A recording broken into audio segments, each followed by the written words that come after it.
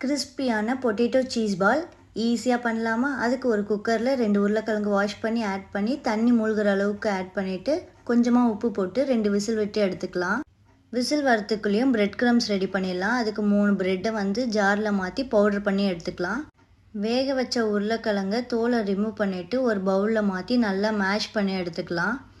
Mash பண்ணதுக்கப்புறம் கொஞ்சமாக மஞ்சத்தூள், ஒரு பிஞ்ச் ஜீரகம், 1/2 ஸ்பூன் கரம் மசாலா, 1/2 ஸ்பூன் மிளகாய்த்தூள், 1/4 ஸ்பூன் கொத்தமல்லி தூள், தேவையான அளவுக்கு உப்பு, ஒரு வெங்காயம், ஒரு பச்சை மிளகா, கொஞ்சம் இஞ்சி, துருவன பூண்டு, கொஞ்சம் பட்டர் ஆட் பண்ணி நல்லா மிக்ஸ் பண்ணிக்கலாம்.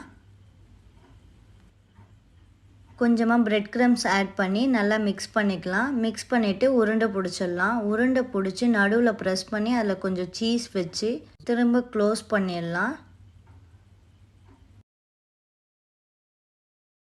பால்ஸை ரெடி பண்ணிவிட்டு கார்ன்ஃப்ளவர் 2 ஸ்பூன் ஒரு பவுலில் ஆட் பண்ணி வாட்டர் ஆட் பண்ணி பால்ஸை வந்து கார்ன்ஃப்ளவரில் வந்து டிப் பண்ணிவிட்டு பிரெட் க்ரம்ஸில் வந்து கோட் பண்ணி எடுத்துக்கலாம். இதே ப்ராசஸை 2 டைம்ஸ் ரிப்பீட் பண்ணுங்கள். அப்போ தான் எண்ணெய் குடிக்காமல் இருக்கும்.